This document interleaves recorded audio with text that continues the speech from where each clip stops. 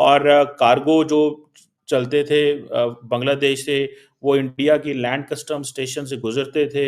और इंडिया के जो इंडिया का इंदिरा गांधी इंटरनेशनल एयरपोर्ट है दिल्ली के अंदर, वहां से होते हुए जो है वो बांग्लादेश की जो एक्सपोर्ट है वो यूरोप, वेस्ट एशिया और इन इलाकों में पहुंचती थी। 2010 से दे रखी थी, वो फैसिलिटी वापस ले ली है।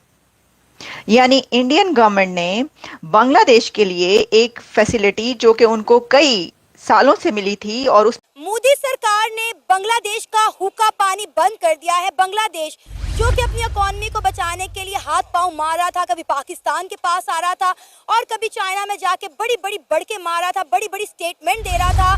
और जैसे मैंने पहले बताया कि 2020 में ये एग्रीमेंट इंट्रोड्यूस कराया गया था, और अब उन्होंने बांग्लादेश को बेसिकली बताया कि आपकी वैल्यू क्या है।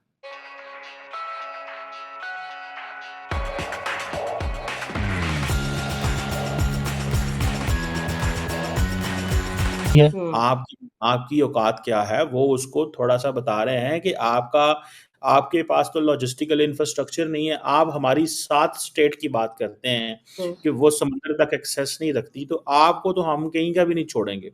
सो बेसिकली उन्होंने फैसला किया सज़ा देनी है। अब आपको याद होगा कि जयशंकर जब बिम्स्टेक के फोरम पे गए, तो वहाँ पे जाके उन्होंने कहा कि ये जो हमारे बारे में बात की गई है, उस बात को थोड़ा समझने की ज़रूरत है कि हम एक लैंडलॉक्ड कोई नहीं है, हमारा कुछ 6,500-7 हज़ार किलोमीटर की हमारी कोस्टल टेरिटरी है, हम ओपन हैं और हमें पता है क्या करना है। सो आप देखें, इट मीन्स कि जो नरेंद्र मोदी की मुलाकात मोहम्मद यूनुस से बैंकॉक में हुई है, that was not a good talk, one thing.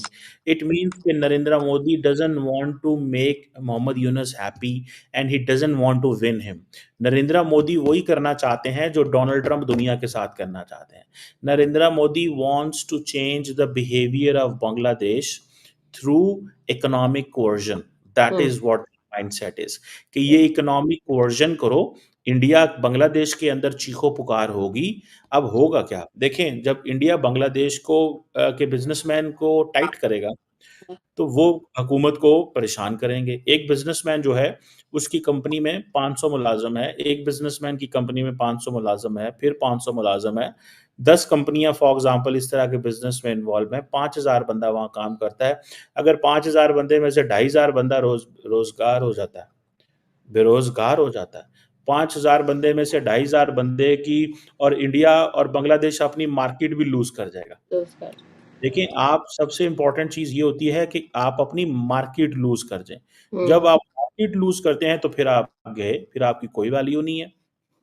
ठीक है? फिर आप समझ लें अपने आप को, आपकी कोई वैल्यू नहीं है, बिकॉज़ आपके लिए ये आपकी मार्केट की वैल्यू है। तो इंडिया ने बेसिकली उनको ये बताया है कि आप बेसिकली अपनी मार्केट खो रहे हैं, और आपके लोग बेरोज़गार होंगे, ठीक है जी? और ये जो वो जिसे कहते हैं ना, और अब इंडिया क्या कह रहा है? देखिए, वो जायसवाल साहब को मैं सुन रहा था, जो भारत की उनकी मिनिस्ट्री ऑफ एक्सटर्नल अफेयर के स्पोक्स पर्सन हैं, वो कह रहे हैं जनाब, वो जो ये जो ट्रांसशिपमेंट एग्रीमेंट था, इसकी वजह से इंडिया के एयरपोर्ट्स के ऊपर और पोर्ट्स के ऊपर बहुत सारी कंजेशन होती थी। तो शेख हसीना के दौर में कंजेशन नहीं होती थी। उस वक़्त इंडिया बांग्लादेश को ये फ़ेवर देके बांग्लादेश का एटीट्यूड बदलता था। ठीक है? इसको बोलते हैं इंटरडिपेंडेंस। ठीक है? ये मार्केट दुनिया में इंटरडिपेंडेंट है। मैं तो समझता हूँ कि इंडिया के लिए बड़ी अपॉर्च्युनिटीज़ आई हैं सामने। एक तो इंडिया जो अमेरिका, चाइना के ऊपर सैंक्शन लगा रहा है, और इंडिया के अंदर फ्रेंड शोरिंग हो रही है।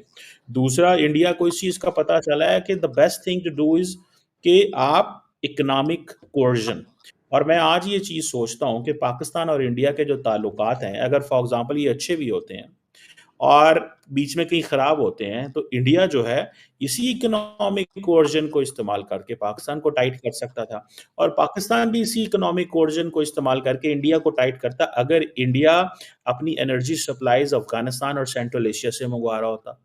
तो वो दोनों मुल्क जो हैं, वो दोनों, इसलिए पाकिस्तान इंडिया के ऊपर 100% ट्रस्ट कभी नहीं करता, और इंडिया पाकिस्तान पे कभी भी पूरा ट्रस्ट नहीं करता। तो वो अब इंडियंस कहते हैं जनाब कि वो बैकलॉग है, वो हमारे जो है ना, हमारे लोगों के लिए मसले बन रहे थे, for us the Indian people are more important, ठीक है जी? सो ये चीज़ें जो हैं वो दे आर देयर।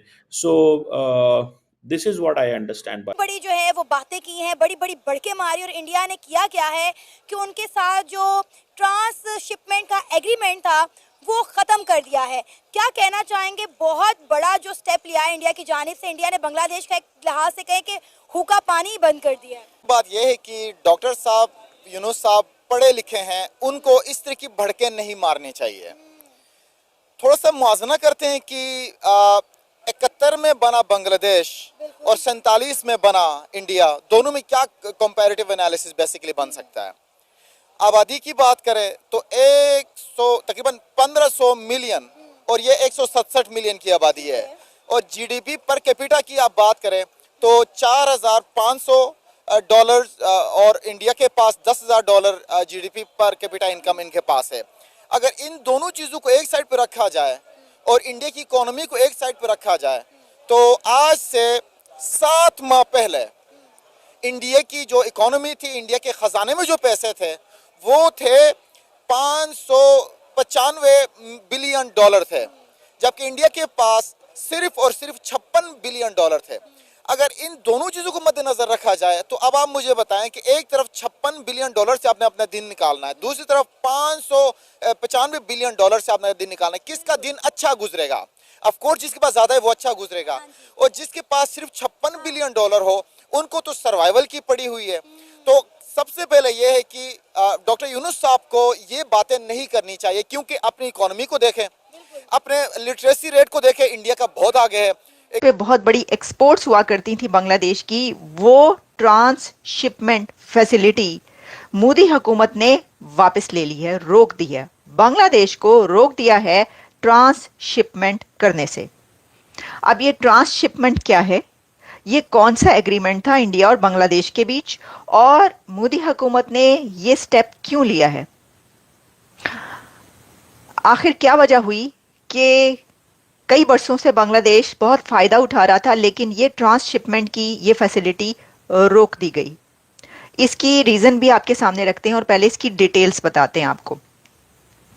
देखिए, जैसा कि मैंने कहा कि ये जो ट्रेड एक एग्रीमेंट आप इसको कह सकते हैं, trade agreement, a trade and transit treaties को कहते हैं, जो कि ये इजाजत देता है कि गुड्स ऑफ वन कंट्री किसी दूसरे जो डेस्टिनेशन है वहां तक पहुंचे, कैसे कि किसी और कंट्री के थ्रू, पास थ्रू होकर। तो आप किसी एक कंट्री को इस्तेमाल कर रहे होते हैं, उसका लैंड के, उसके थ्रू होकर आपकी एक्सपोर्ट्स गुजरती हैं और दूसरे कंट्रीज तक पहुंच रही होती हैं। अब इसमें यह है कि ये एक सेपरेट डेस्टिनेशन पर पहुंचती थी बांग्लादेश की गुड्स, कहां से होकर? Through India. अब इंडिया और बांग्लादेश जो है उन्होंने ये साइन किया था फर्स्ट ट्रांजिट एग्रीमेंट इन नवंबर 2010 और protocol was signed in 2015 by both governments, India and Bangladesh. लेकिन भारत ने ऐसे ही नहीं दे रखी थी ये वाली फैसिलिटी। ये भी आप जान लें कि बांग्लादेश को जो एक इतनी बड़ी फैसिलिटी दे रखी थी, वो इसलिए दे रखी थी कि इसमें भारत को भी बहुत फायदा था। अच्छा, भारत कैसे इससे फायदा उठा रहा था, पहले इस पे बात कर लेते हैं, फिर हम इस पे बात करेंगे कि ये बांग्लादेश के लिए एक जोर का झटका क्यों है मोदी हुकूमत की तरफ से। तो देखिए, इसमें यह है कि जब भारत ने बांग्लादेश को ये फैसिलिटी दी तो उसके जवाब में भारत को फायदा ये हुआ कि उन्होंने कहा कि वो इस्तेमाल करेंगे India to use 4 riverways through Bangladesh